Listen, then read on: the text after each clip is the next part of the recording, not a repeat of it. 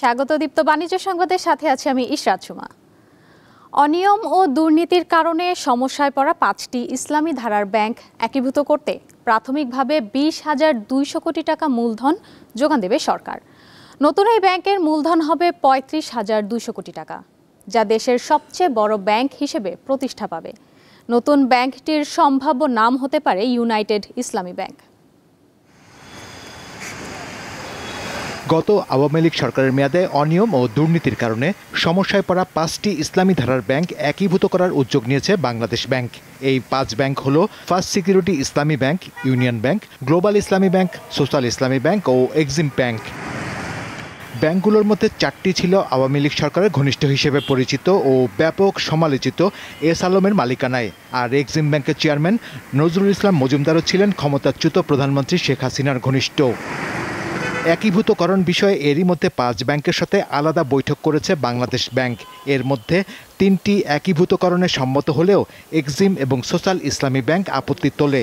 এ বিষয়ে বাংলাদেশ ব্যাংকের পক্ষ থেকে জানানো হয়, ব্যাংক দুটি পর্যাপ্ত মূলধন জোগাড় করে ব্যবসা পরিচালনা করতে পারলে তাদের একীভূতকরণের আওতায় আনা হবে না, কিন্তু তারা তা করতে সক্ষম হয়নি। সরকার প্রয়োজনীয় অর্থ সরবরাহ করার জন্য আশ্বাস দিয়েছে। এখন আমরা বলতে পারি যে মার্জারের গাড়িটা চলতে শুরু করেছে। 5টি ব্যাংকের অনেক ক্ষেত্রে একই এলাকায় একাধিক শাখা রয়েছে। এতে করে কর্মী ছাঁটাইয়ের একটি প্রশ্ন আসছে। তবে কর্মীদের গণহারে যেন ছাঁটাই করতে না হয়, সে লক্ষ্যে গ্রামীণ এলাকায় নতুন শাখা খোলার কথা বলা হচ্ছে। এই ব্যাংকগুলোর মাত্র 160টা থানায় এদের শাখা আছে, 5টা ব্যাংকের। এর বাইরে যে 300 থানা রয়েছে, 300 উপজেলা রয়েছে, সেখানে এই ব্যাংকগুলোর কোনো আপনার সার্ভিস নাই। যেই ব্রাঞ্চগুলো কনসেন্ট্রেটেড হয়েছে এই কয়টা জায়গায়, সেখান থেকে এক একটা এলাকায় 1টি শাখা রেখে বাকি 4টি শাখা অথবা 3টি শাখা অন্যত্র আপনি রিলোকেট করতে পারেন।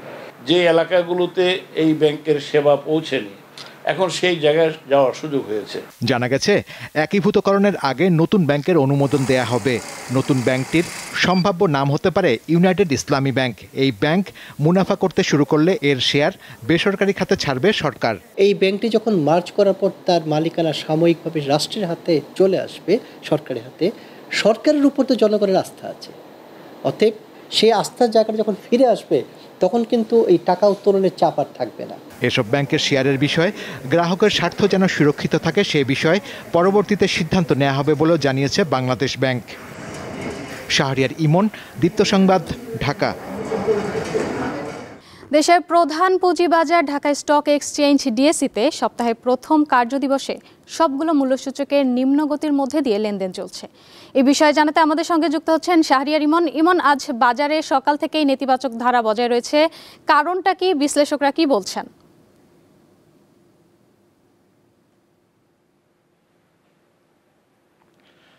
ধন্যবাদ সুমা। আজ সপ্তাহের প্রথম কার্যদিবসে দেশের প্রধান পুঁজিবাজার ঢাকা স্টক এক্সচেঞ্জের লেনদেন চলছে। আমি লেনদেনের মাঝে রয়েছি।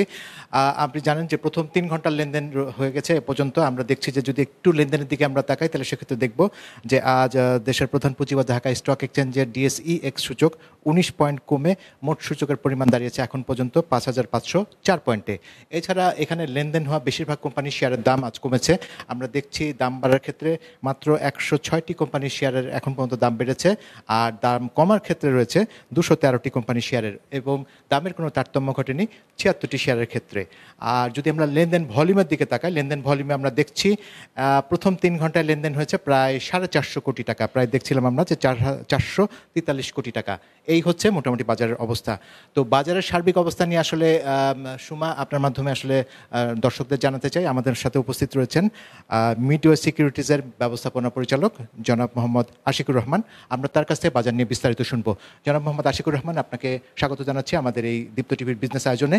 আপনার কাছে আমরা যেটি জানতে চাই সেটি হচ্ছে যে আমরা দেখছিলাম যে সপ্তাহের শেষ কার্যদিবসগুলোতে আপনার সূচকটা খানিকটা আপনার নেতিবাচক ধারার মধ্যে ছিল, বা অন্যান্য যে সূচকগুলো আমরা দেখেছিলাম একটু নেতিবাচক ধারা, এবং সপ্তাহের প্রথম কার্যদিবসে আজকে একটি নেতিবাচক ধারার মধ্যে দিয়ে বাজার চলছে, কি কারণ?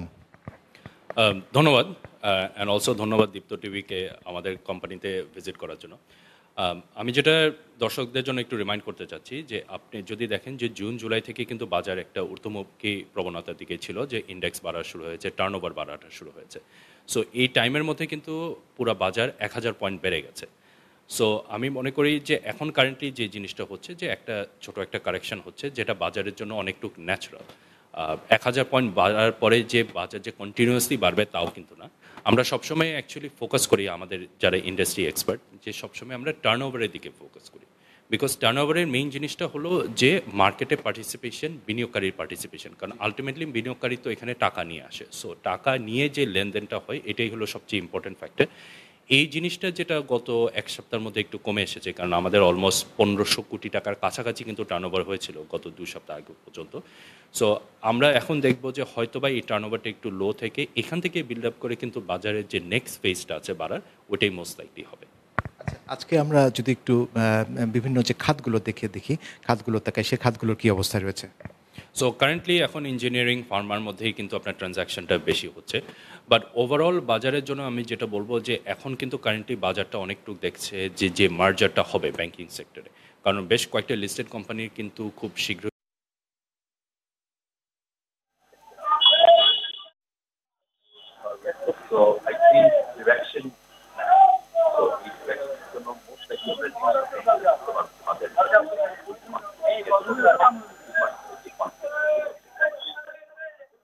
আমরা যদি বাজারে যে বিভিন্ন সেক্টরগুলো আছে সেক্টরগুলোর ভিতরে দেখছিলাম যে যেটা আমরা গত মাসে দেখছিলাম যে এক একটা সেক্টর বাড়ছে বা আসলে স্পেসিফিক কোনো সেক্টর বিভিন্ন সেক্টরে ঘুরপাক খাচ্ছে।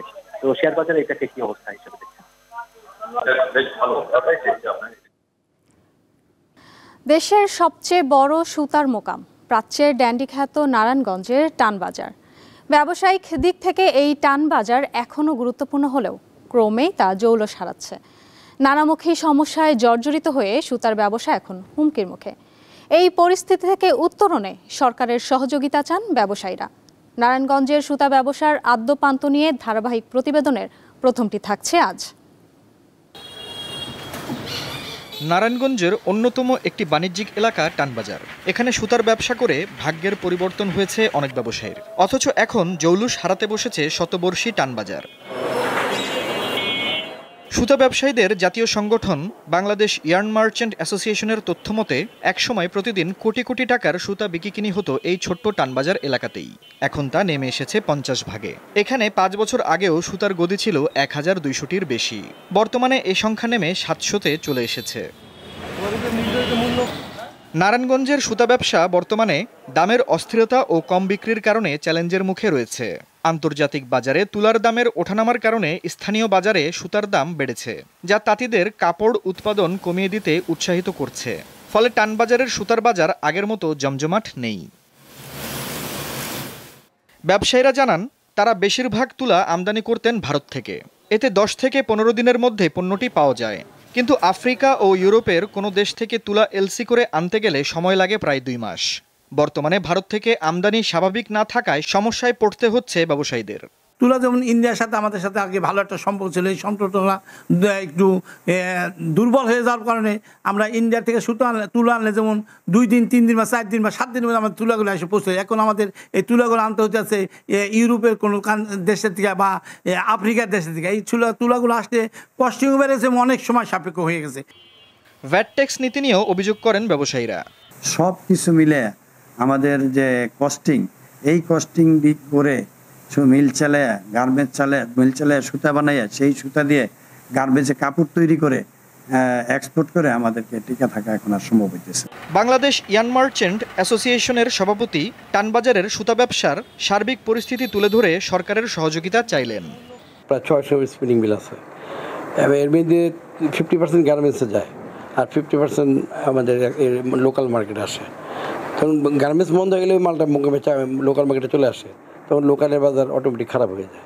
গ্যাসের রেটটাও স্বনির্ভর জানতে হবে এবং আশা করি এক্সপোর্ট হলে আস্তে আস্তে বাজার ফিরে আসবে। দীপ্ত বার্তা কক্ষ। উপকূলীয় জেলা বরগুনায় ধানের দাম কম থাকায় ন্যায্য মূল্য পাচ্ছেন না কৃষকরা। অপরদিকে ইলিশের দামও চড়া। এছাড়া কয়েকদিনের বৃষ্টিতে নিত্য প্রয়োজনীয় দ্রব্যের দামও বেড়েছে। বিস্তারিত জানাতে সরাসরি যোগ দিচ্ছেন সহকর্মী শাহালি। বৃষ্টিতে নিত্যপণ্যের দামে কেমন প্রভাব ফেলছে, মাছের বাজার সম্পর্কেও আমাদের জানান। ঈশ্বর সুমা, ধাননদী খাল এ নিয়ে বরিশালের উপকূলীয় জেলা বরগুনা, সে বরগুনায় কিন্তু মাছ এবং ধানের উপর কি নির্ভরশীল এখানকার মানুষ। সেখানে দেখা গেছে যে 1 কেজি মূল্যের যে ইলিশ, সেই ইলিশ কিন্তু 3 মণ ধানেও কিন্তু তারা খেতে পারছেন না। আমরা যেটা দেখছি যে আসলে ইলিশের দাম এতটাই বৃদ্ধি পেয়েছেন, যেটা আসলে সাধারণ মানুষের ক্রয় ক্ষেত্রে কিন্তু বাহিরে চলে গেছে, এবং ধানের দাম কিন্তু আমরা দেখছি কিন্তু খুবই কম। অনেক কৃষক বলেছেন যে আসলে যে পরিমাণ খরচ হয় ধান চাষ করতে, সেই আসলে খরচ করে কিন্তু তারা সেই ন্যায্য মূল্য পাচ্ছেন না। এর কারণে মূলত একজন কৃষক কিভাবে আসলে ইলিশ খাবে সেটা কিন্তু তাদের আসলে ধারণার বাইরে থাকে। আমরা কথা বলেছি এবং তারা বলেছে শুধু ইলিশ মাছ ছুঁয়েই দেখা যায় কিন্তু খেয়ে দেখা যাচ্ছে না। এটা হচ্ছে আসলে বরগুনা ইলিশের বাজার, যেখানে ইলিশ সর্বোচ্চ ইলিশ কিন্তু এই বরগুনার বিষখালী, পায়রা, বলিশ এবং গভীর সমুদ্র থেকে যে ইলিশ মাছগুলো আসে সেগুলো কিন্তু এখানকার মানুষ কিন্তু খেতে পারছেন না। এটা কিন্তু আমরা শুনেছি। এছাড়া কিন্তু এই সকল মানুষের যে তারা যে মাছগুলো খাবেন তাদের কিন্তু একমাত্র ভরসাই হচ্ছেন পাঙ্গাস মাছ, যেটার উপর তারা নির্ভরশীল, সেটাও কিন্তু আসলে 200 থেকে 220 টাকা করে কেজি তারা কিনে খেতে হচ্ছেন। এছাড়া আমরা যদি বলি নিত্য প্রয়োজনীয় দ্রব্য এবং সবজি বাজারের, যেখানে সবজির দাম কিন্তু এই টানা বৃষ্টির কারণে দাম কমেছে। প্রত্যেকটা সবজিতে কিন্তু 20 টাকা করে দাম কমেছে। এই লাউটি বিক্রি হতো 70 টাকা 80 টাকা, সেই লাউটি কিন্তু এখন বিক্রি হচ্ছে 50 টাকা থেকে 60 টাকা। এবং এছাড়া আমরা যদি অন্যান্য সবজির কথা বলি, সেখানে কিন্তু কাঁচামরিচ সেটা কিন্তু বিক্রি হতো 200 টাকা, সেই কাঁচামরিচ এখন বিক্রি হচ্ছে 120 টাকা করে। এছাড়া পাতাকপি, করল্লা, কাঁকরোল এগুলোরও প্রত্যেকটার দাম কিন্তু 20 টাকা করে। সেখানে কিন্তু দোকানটা কিন্তু তেমন দেখা যাচ্ছে না, এবং সেখানে কিন্তু দোকানদাররা তারা বসেই আছে, তারা ক্রেতা না পেয়ে তারা বিক্রি করতে পারছেন না। অন্যান্য ক্ষেত্রে যে দেশীয় যে এখানে যে সবজিগুলো যে চাষাবাদ হয়, সেগুলো কিন্তু বৃষ্টির কারণে অনেক কিন্তু চাষাবাদ করতে পারে নাই, যার কারণে কিন্তু এই যেগুলো দূর থেকে আসছে সেই কাঁচা বাজারগুলো এবং সবজিগুলো, সেগুলো কিন্তু বিক্রি হচ্ছে না। আসলে নিত্য প্রয়োজনীয় দ্রব্যগুলো এরকম আসলে প্রত্যেকটারই দাম কিছুটা কমেছে বলে জানিয়েছেন বিক্রেতারা। এই ছিল বরগুনা থেকে আমার কাছে সর্বশেষ তথ্য। শাহ আলী, আপনাকে ধন্যবাদ। নেপালে জেনজিদের বিক্ষোভে দেশটির পর্যটন খাত প্রায় 25 বিলিয়ন বা 2500 কোটি রুপির ক্ষতির মুখে পড়েছে। বিক্ষোভে হোটেলে ভাঙচুর ও লুটপাট হয়েছে, ব্যাহত হয়েছে ভ্রমণ। পর্যটন মৌসুম শুরুর আগেই ব্যাপক হারে হোটেলগুলোর বুকিং বাতিল হয়েছে। হোটেল অ্যাসোসিয়েশন নেপালের প্রাথমিক প্রতিবেদনে দেখা গেছে 2 ডজনের বেশি হোটেল ভাঙচুর ও লুটপাটের শিকার হয়েছে। এর মধ্যে শুধু কাঠমান্ডুর হিলটন হোটেলেই 800 কোটি রুপির ক্ষতি হয়েছে। পোখারা, ভৈরহাওয়া, বিরাটনগর, ধনগাড়ি সহ গুরুত্বপূর্ণ পর্যটন কেন্দ্রগুলোতে নেতিবাচক প্রভাব পড়েছে। বিদেশি পর্যটকদের জন্য ইতিবাচক প্রচার, আইন শৃঙ্খলা বজায় রাখা এবং চলতি মৌসুমে প্রায় 15,000 বিদেশি পর্যটকের জন্য নিরাপদ ভ্রমণ নিশ্চিত করতে সরকারের প্রতি আহ্বান জানিয়েছেন এই খাতের সংশ্লিষ্টরা। এই ছিল আজকের দীপ্ত বাণিজ্য সংবাদে।